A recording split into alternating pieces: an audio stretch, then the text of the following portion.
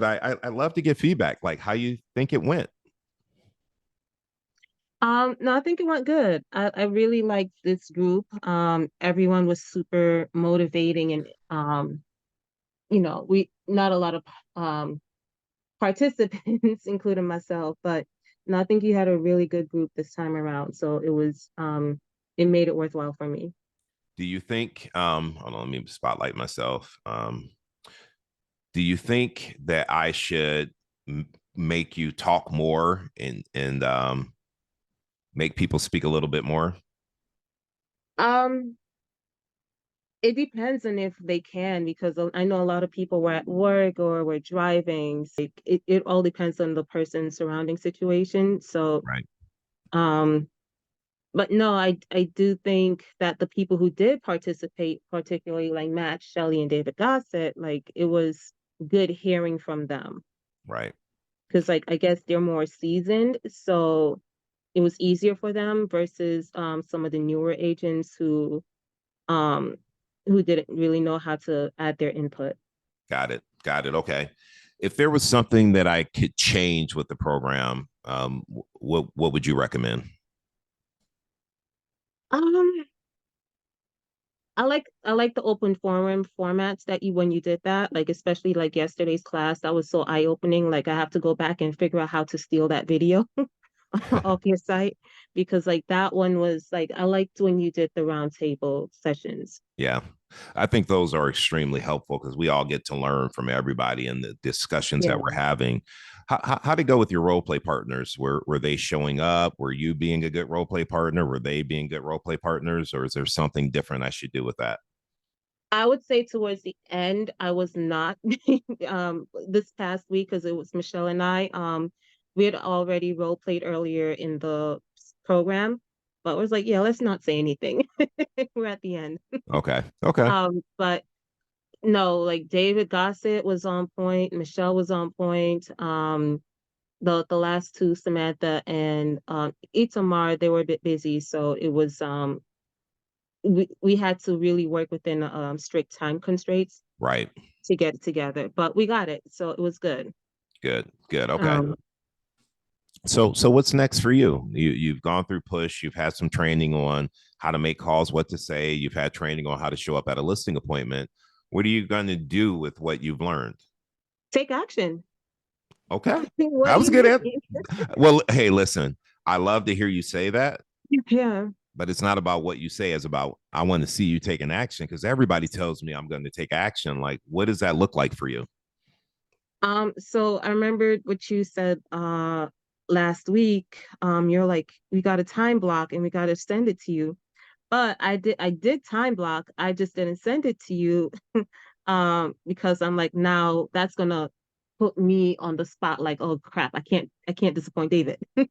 So that's why I didn't send it to you, but I did put it in my calendar from 12:15 to wait, where's my calendar? Every day between 12:15 and 1:15, I'm supposed to be calling. Good. But for me, like I get intimidated by the calls because like I got numbers off of FedEx.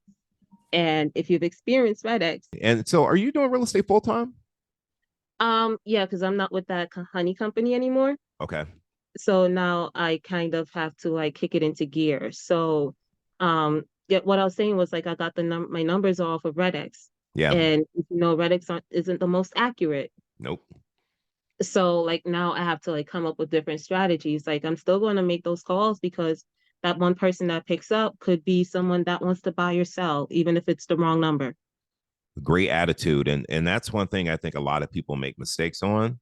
There's nothing wrong with you saying, Jamila, I'm sorry, I had the wrong number. However, since I have you on the phone, I wouldn't be doing my job if I didn't ask you, who do you know that I should be talking to about real estate right now that wants to buy, Yeah, sell, or invest? Like that should be your script, no matter who you talk to. So I think that makes a lot of sense.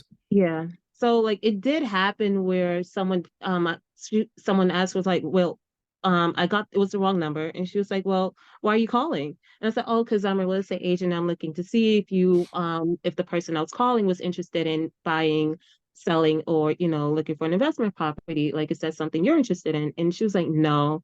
What I should have said after that was, okay, that's perfect. Do you mind sending me your email address so we can stay in touch? Right. Right. So hindsight 2020. You could say that, Um, or maybe a response would be, "That's fair." However, I have this, information I send out about the market, updating you on what's happening in your area.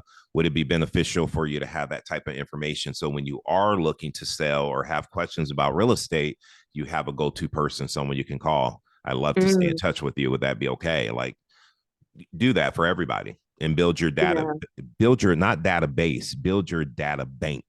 It's a data yeah, bank. That's yeah, awesome. yeah. Are you going to send this recording afterwards? Yeah. So what I typically do is work on the recording, and it goes out on Wednesday, Okay. along with the information for the next call. So you'll get an email from me on Wednesday with the recording plus a playlist on YouTube with all the previous recordings, so you can go back and watch Okay. the other classes as well. Oh, Um, awesome. I'll make Okay. sure I send that out to you. I'll probably work on that today because I leave for Vegas tomorrow, and I don't want to take my computer with me. I want to just Right. leave that at home so I can focus on talking to people and meeting people, Mhm. at family reunion. So I don't really want to be on Yeah. the computer. So I'll work on that today. Okay. No, because I wanted to just copy that script you just said. Oh, okay. Oh, you mean this recording you and I did? Yeah. Oh, yeah, I'll send it to you. I'm sorry. I thought Okay. you were talking about the script practice. Oh, those two, yes. There's a couple I wanted to go back to. So the only so I came up with two ideas yesterday. Like for me, like I still don't know how to properly pre-qualify a buyer. Maybe that's something I need to get with Catherine to work on. So I think maybe a 1 hour session just talking about responsibilities as a buyer agent and how to pre-qualify. Um, and the other thing I was thinking of was kind of a game, like a cold calling game. Okay. So like it'll be based on the honor system. Everybody puts in $5. Whoever makes the most calls gets the pot. Okay. Most calls or most conversations? What do you think it should be? Um, the conversation part is going to be tricky because what if the person doesn't answer? Right. So that's why I was thinking the most calls, like who you like they have to, but then it comes like how do you show proof that you made all of these calls? Well, I mean, if we do it from our cell phones, we can always just copy our call log. Like, Yeah. here's my call log, and I think that's probably the easiest way to do it. Okay. Yeah. So I was thinking of that, doing something like that. Because I like that you were saying you would constantly say challenge yourself. Right. So, and I think also the calls should start the first day of class. Lastly, how was my delivery in class? Was I too hard, too soft? Like, how did you view me as a coach running the class? I think you were a good coach because you did what coaches are supposed to do. You changed, well, not changed, but like you were even tempered throughout the whole thing. Okay. But you, depending on who you were speaking to, like you matched their energy. Okay. Okay. So, there was a couple of times where I think Natalia was challenging you on the script. And I was sitting back like, girl, shut up, let him teach. Like you handled it so well. I'm like, dang, I would love to know how he gained that temperament to just be like, man, I'm not tied to the outcome. I'm just talking about what I know to talk about. I'm not getting yeah, emotional about it. I think that's part of being the dad of two girls, right? Just yeah, even tempered, like just everything's okay, like we're good. Like I think that's just how I'm wired. yeah. And Yeah. like even like yesterday when you were like, come on, guys, like the same people keep talking like that, everyone kind of was like, oh, dad's yelling. That's on you. But when I do things like that, do you feel like it's appropriate? I feel like it's appropriate, and I don't want to like Yeah, do too yeah. much. It's It appropriate. made Okay, me on mute. good, good, Jim. I'm so happy to hear it. Where are you? So What office are you at? Ridgewood. So Ron Lagashi's in the Ridgewood office. Okay. So you'll meet him. He just joined there. Yeah. His office. Do you know Haza?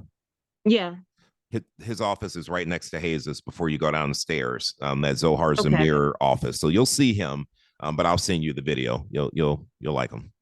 Okay. Yeah, I need to so like one of the reasons why I didn't go into the office was because like um I just wanted to be able to focus while doing the classes. But now that I do have the time, I have to go into the office. I definitely have to go and sit with Catherine to and watch the YouTube video and learn how to really gauge these buyers, because I had a few where through Opsity where they just were looky loos, and then I had one buyer and he wasn't very serious. So I was like, okay, I need to know how to properly assess the situation. I agree. I agree. Well, I